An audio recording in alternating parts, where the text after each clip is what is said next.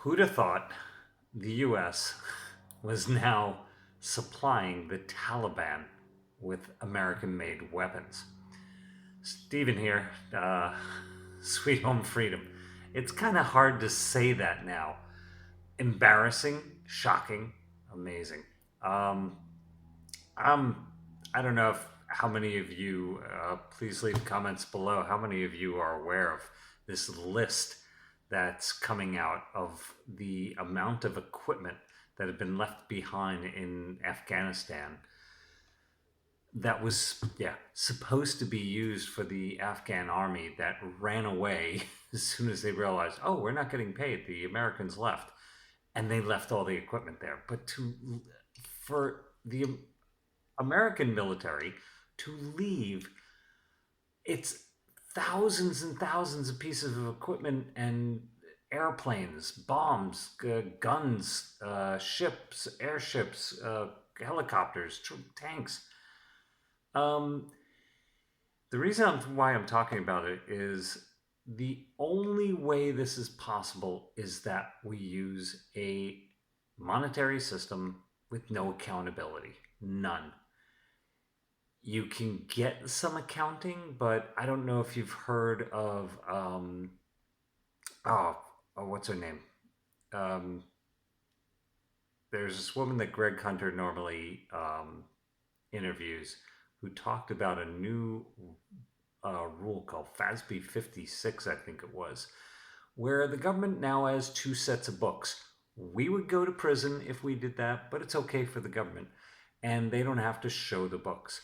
That's something else I guess I'll post to you later on. And I wanted to introduce you to um, openthebooks.com. These guys have been really doing an amazing job suing government bureaus, mainly at the state level, to get information to audit the governments to see are they effective. And as they try to state they're 98% effective, so you need to give us more money because they spend it all so that they get more, um, they're proving it's actually the opposite. And this list of equipment of over 884,000 pieces of equipment from vehicles, weapons, communications, explosives, aircraft, intelligence, surveillance, and reconnaissance equipment since 2013, which probably had, I mean, from what I see, it says it's 83 billion. Um, I'm guessing it's a lot more than that. Normally, the numbers are a lot bigger.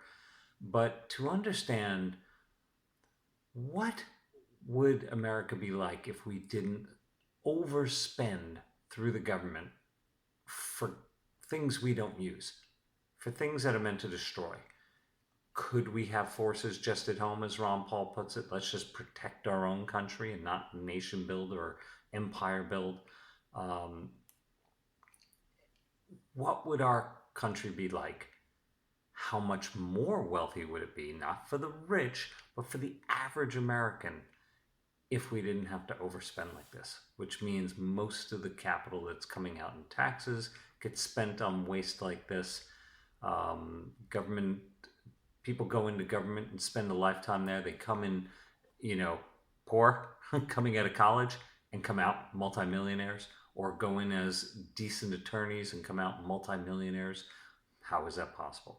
It's all possible because of the monetary system. We've got to go back to a hard money system that is accountable, where most of the gold is in the people of the hands. And if they come and take it, we fight back and not let them take it. That is the way the world has worked for thousands of years.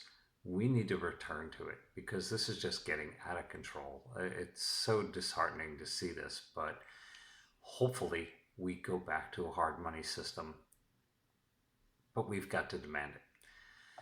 I'll post some links for the openthebooks.com website. They're an amazing website. Please check them out, as well as the in-depth the depth of the swamp. The guy who started openthebooks.com, Andrzejewski, Andrzej, Andrzejewski. I found it really hard to pronounce his name.